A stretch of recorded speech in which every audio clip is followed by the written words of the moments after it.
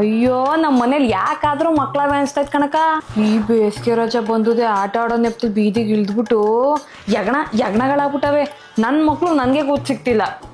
ಹೆಂಗೋ 8 ಗಂಟೆ ಅಷ್ಟೊಂದು ಮನೇಲಿರೋನೆಲ್ಲ ಆಚೆ ಕಟ್ಬಿಟ್ಟು ಒಂಚೂರು ಮನೆ ಕೆಲಸ ಮಾಡಿ ರೆಸ್ಟ್ ತಗೋತಿದ್ವಪ್ಪ.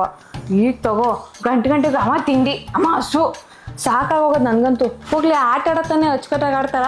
ಮೊನ್ನೆ ಕ್ರಿಕೆಟ್ ಆಡಕ್ ಹೋಗಿ ಮಂಡಿ ಚಿಪ್ಪೆ ಗಿರ್ಸ್ಕೊಂಬಂದವನೆ. ಅವ್ರಪ್ಪ ನನ್ನ ಮೇಲೆ ಬೀಳ್ತಾನೆ, ಮಕ್ಳು ನೋಡ್ಕೊಂಡು ಏನ್ ಬೇರೆ ಕೆಲಸ ನಿಮ್ ಮನೇಲಿ ಅಂತ. ಏನ್ ಹೇಳೋಣ ಇದಕ್ಕೆ? ಏನ್ 24 ಗಂಟೆ ಅವ್ರನ್ನ ನೋಡ್ಕೊಂಡು ಕುತ್ಕೊಳಕ್ ಆಯ್ತದ? ಬೇರೆ ಕೆಲ್ಸಗಳಿಲ್ವ ಮನೇಲಿ? ಆಯ್ತಕ್ಕ, ಊಟ ಆಯ್ತು. ರಜಾ ಮುಗಿಯೋರ್ಗು ಚೆನ್ನಾಗಿ ಮೆರೆದ್ರು.